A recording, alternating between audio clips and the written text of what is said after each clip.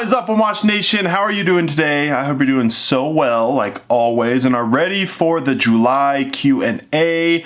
I know last time I said it wouldn't be like on the last day of the month, but life happens, things just get in the way, and I forget. And so once again, late Q&A, but we do have some good questions like always. Thank you for those who asked, and I think it's going to be a fun time. So with that, let's just get right into the OMAASH Q&A.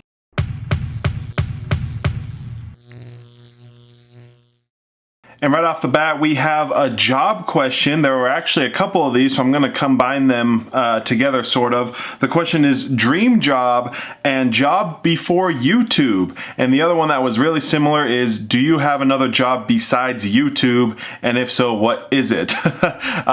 To answer that quickly, yes, of course I have another job other than YouTube.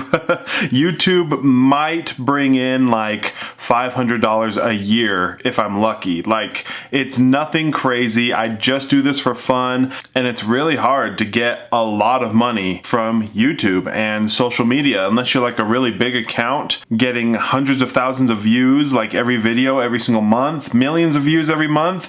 You're not really making an income that's sustainable to support a family.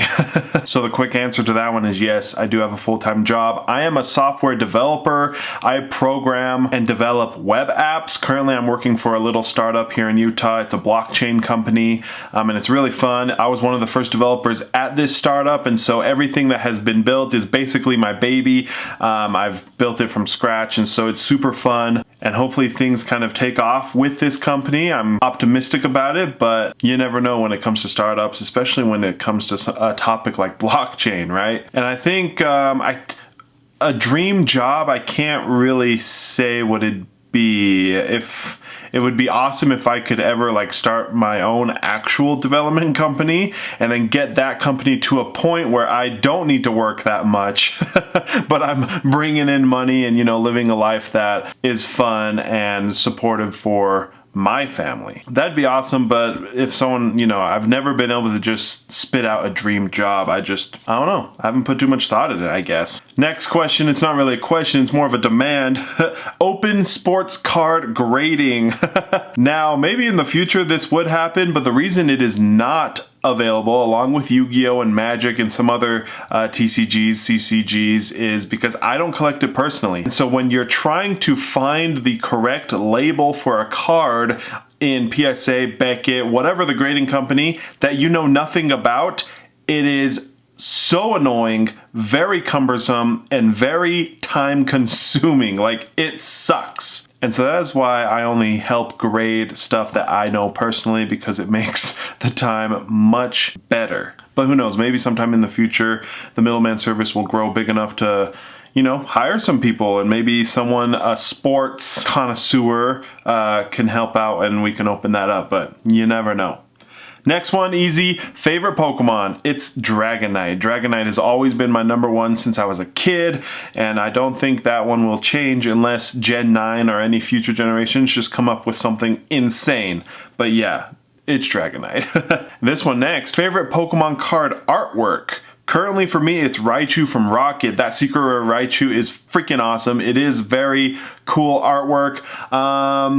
So many sweet artworks in Pokemon. I think I'm gonna have to go with Shining Mewtwo from Neo Destiny.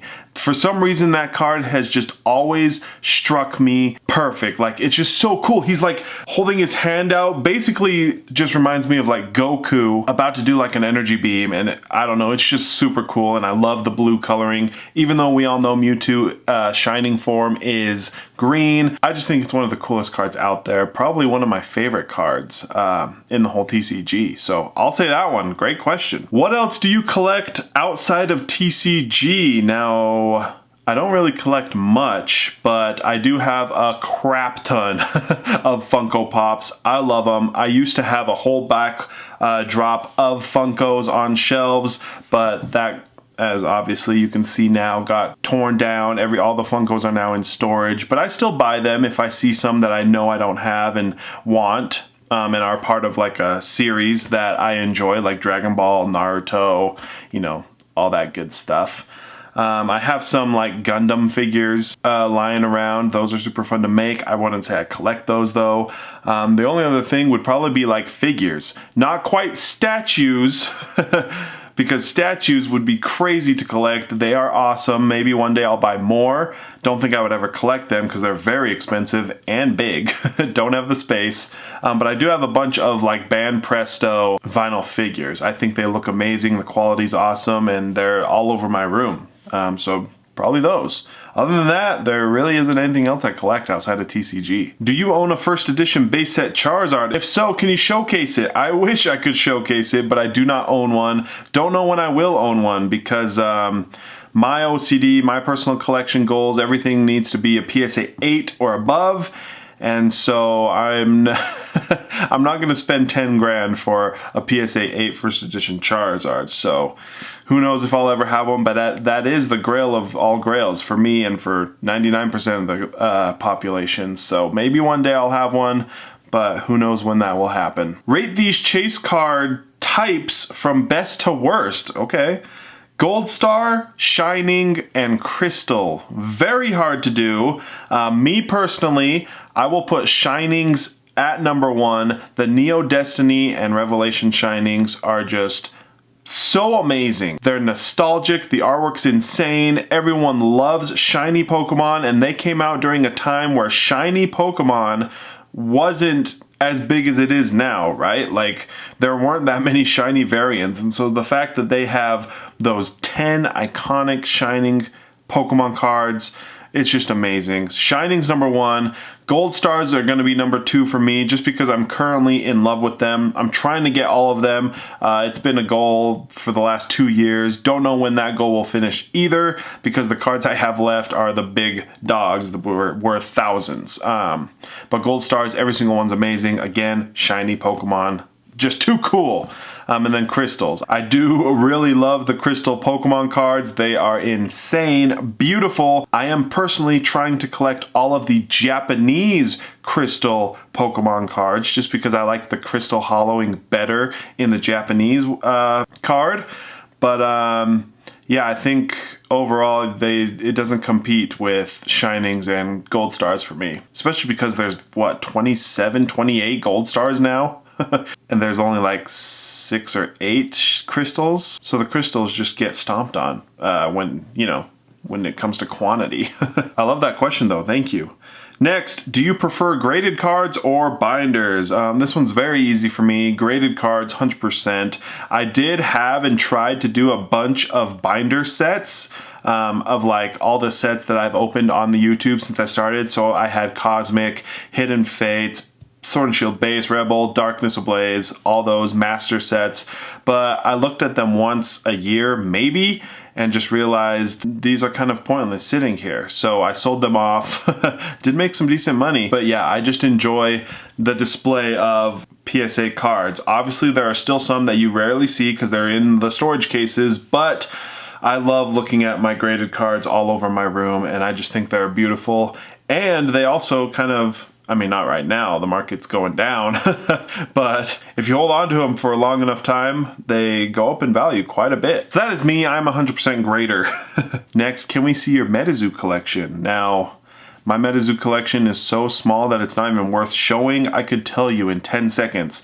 I have a Krypton Nation first edition booster box sealed. I have the Nightfall booster box sealed. I have a complete Nightfall binder, and I'm working on the Krypton Nation one, and then I haven't gotten any Wilderness, and I don't know if I'm gonna get UFO. So that's basically it. What is your favorite artist other than Komiya? Great question. Komiya is not even my favorite. I just like his art style, and it looks amazing in the binder that I have. But my favorite is easily Ken Sugimori. My favorite sets, as most of you know by now, are Gym Heroes and Gym Challenge. 90% of those cards were drawn by Ken Sugimori, and so it's just a set where every single freaking card is beautiful. Just so nice. I love it so much. I have all the holos on the wall to enjoy and look at all the time. Beautiful sets, and Sugimori is just one of the OGs, and I think he just does it the best. Although, there are some insane new artists coming into Pokemon, and I love to see it. Literally every single set, there are some insane artworks, and they're from artists I've never heard from or heard about. So I love that these new guys are coming in with heat, and it's just leveling up Pokemon even more every single set. I love it. Love it. What's a card you're interested in that no major grading company grades? You guys all know by now that I love the Naruto CCG, the vintage one. Obviously Beckett does grade Naruto, but PSA doesn't, so I wanted to say that one. I wish PSA graded Naruto because I would send them all to PSA. But other than that, I don't really collect other TCGs that people don't grade. I can't even think of cards that people don't grade. Because Beckett will basically grade anything and everything. So, tough question, and I don't really have a good answer for you. I kind of just collect the stuff that everyone else loves. What are some lessons you hope to instill in your son? I think we all know who this question came from. Ulysses, always asking the deep stuff. And this is just stuff that, you know, you never really fully think about. It's kind of just a part of who you are and how you raise your kids, and however you do that, obviously that will shed and be a part of who they become to be. But I've always really enjoyed the ability I have to kind of laugh through life. Be optimistic, be hopeful, be faithful.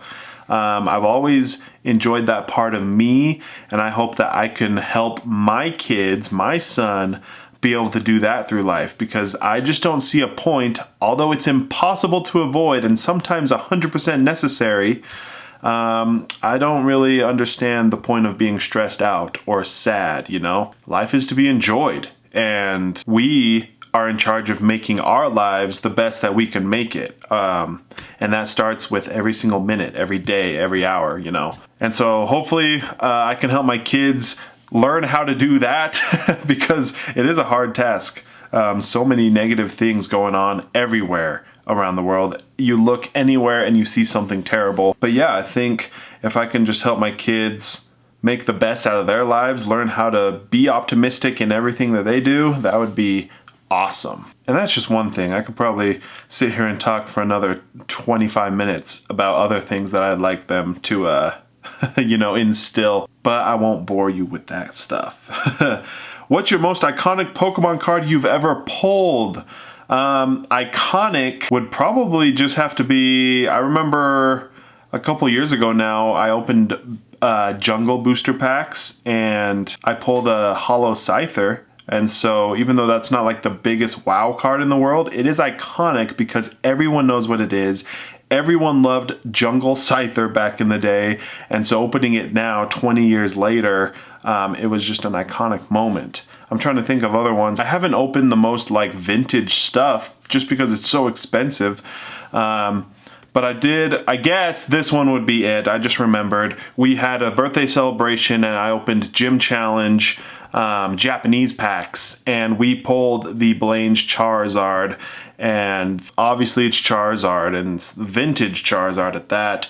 That has to be one of the most iconic cards that I pulled. It is personally my favorite Charizard card because it holds a lot of nostalgia for me. So I'm going to say that one. Blange Charizard, Japanese, most iconic card I've personally pulled. Your website is top notch. Thank you very much. How did you make it? Any resources for learning how to do it? Yes, so like I said earlier, I am a software developer, so I built most of it. I'm a back-end developer. I did all the background stuff that no one sees personally, and then I had one of my friends do the design and the front-end work for my site, so I built it myself, essentially. So I'm glad that it's working nice, I'm glad people like it, and I'm glad it's helping people go through the middleman service a little easier. I enjoy it quite a bit. There's also some new features coming soon that I'm really excited about. Hopefully the community can use it and enjoy it and just have fun on it. So stay tuned for that. And then resources. Literally, you can find anything on any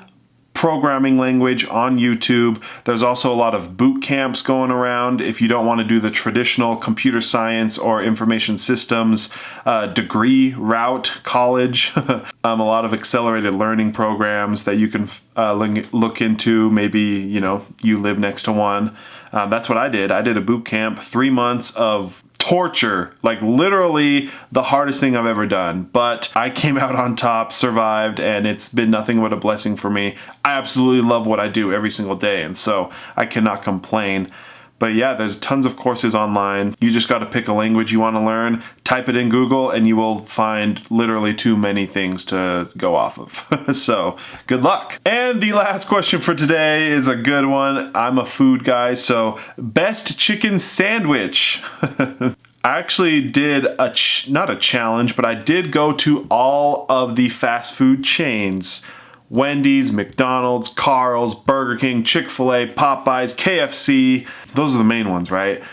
To eat their chicken sandwiches and to find the best chicken sandwiches out of those fast food chains.